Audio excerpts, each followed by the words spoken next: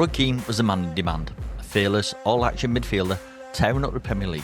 He was set to join Kenny Dalglish at Blackburn Rovers in 1993. The deal was done, well, almost. A paperwork blunder left the transfer hanging over the weekend. Enter Alex Ferguson. One phone call, one meeting, and suddenly Keane was heading to Old Trafford instead, £3.75 million later. Manchester United had secured a player who would define an era, but Keane's journey was never smooth, never simple. Drama, controversy, and sheer willpower. His career had it all, and it all started here. Despite the record transfer fee, Roy Keane wasn't guaranteed a starting spot at Man United.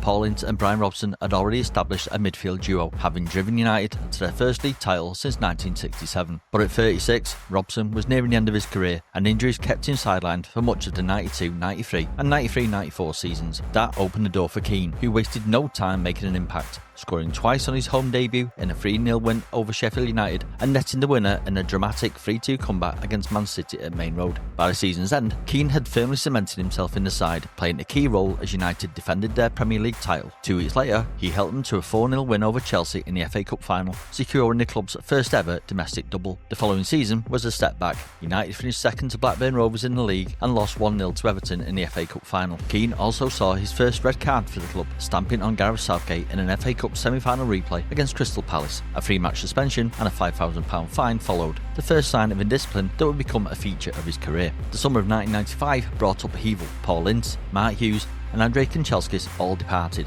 leaving Keane as the most senior figure in midfield. Youngsters like David Beckham, Nicky Butt and Paul Scholes were promoted, and despite a slow start, United chased down a 12-point gap on Newcastle to reclaim the title. Another FA Cup final win, this time a 1-0 win over Liverpool, secured Keane's second domestic double in 3 years. The following season was a frustrating one. Injuries and suspensions disrupted his campaign, and the costly yellow card in the Champions League semi-final against Borussia Dortmund ruled him out of the second leg. United lost both ties 1-0, though they did wrap up another league title days later.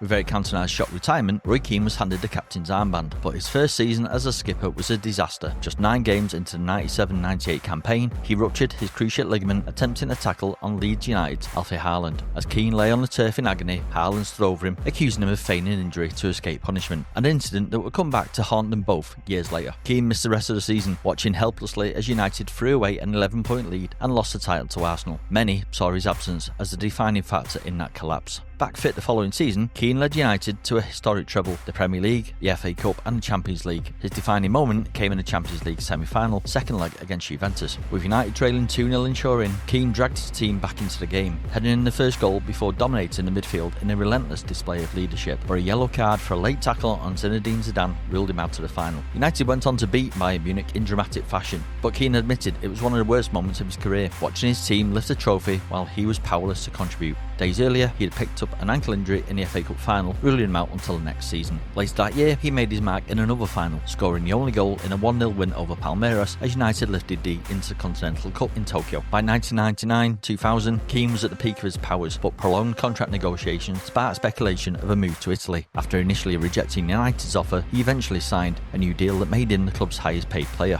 When club officials justified season ticket price hikes by pointing to his contract, Keane demanded an apology. Just days after signing, he scored the winner against Valencia in the Champions League, and though United's European campaign ended in quarter-finals against Real Madrid, partly due to an unfortunate Keane on goal, he was still voted PFA Player of the Year, Football Writers Association Footballer of the Year, leading United to their 6th league title in 8 years. Never one to shy away from controversy, Keane sparked debate in November 2000 with his now iconic Prawn Sandwich Brigade comments. Frustrated by a lack of atmosphere at Old Trafford during the Champions League win over Dynamo Kiev, he took aim at sections of the home crowd, accusing some fans of being more interested in hospitality than football. That phrase stuck, becoming shorthand for the changing nature of modern football support. Keane made headlines again in the 2001 Manchester derby for all the wrong reasons. 5 minutes from the final whistle, he launched into a knee-high challenge on Alfie Haaland, earning a straight red card. Many saw it as revenge for that infamous clash 4 years earlier. Initially, Keane was handed a 3-match ban and a £5,000 fine, but the real fallout came a year later when his autobiography revealed the full story.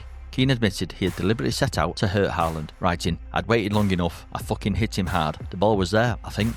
Take that, you cunt, and don't ever stand over me sneering about fake injuries." The FA acted swiftly, extending his ban by another 5 games and slapping him with a £150,000 fine. Keane, typically defiant, later doubled down. What goes around comes around. He fucked me over and my attitude is an eye for an eye. Haaland never played a full 90 minutes again, but his career was already being cut short by a separate knee injury. By 2000-2001, United endured a rare trophyless season, finished third in the league and crashed out the FA Cup early. In Europe, they made it to the Champions League semi-final, but were eliminated by Bayer Leverkusen on away goals, despite Keane scoring in the second leg. After the defeat, Keane took aim at his own teammates, accusing some of losing their hunger. They forget about the game. They lost the hunger that got you the Rolex, the cars, the mansion. Earlier that season, he had already called for a rebuild, believing the treble-winning side had lost its edge. Keane's disciplinary issues didn't stop there. In August 2002, he was fined by Sir Alex Ferguson and suspended for elbowing Sunderland's Jason McAteer. That was compounded by the additional ban for his comments about Haaland. With time on his hands, he underwent hip surgery, a long overdue procedure after months of playing through painkillers. There were fears he might never play again, but by December, he was back in the United side. During his recovery, Keane reflected on his game. He knew his reckless challenges and explosive temper were taking its toll on his body. Determined to change, he adapted his game, less confrontational, more controlled. Some felt this made him less dominant, but in typical fashion, he proved the doubters wrong, leading United to another Premier League title in 2003. Keane's long-standing rivalry with Arsenal's Patrick Vieira hit its peak in 2005 at Highbury. Before kick-off, Vieira confronted Gary Neville over his treatment of Jose Antonio Reyes. Keane wasn't having it. Live on Sky Sports, he stormed towards Vieira, shouting past the referee, telling him to shut his fucking mouth. United won the game 4-2, but Keane's war of words didn't end there. He later questioned Vieira's choice to represent France rather than Senegal, a comment Vieira dismissed as hypocritical, given Keane had walked out on Ireland during the 2002 World Cup. Years later, referee Graham Poll admitted he should have sent both players off before the game even started.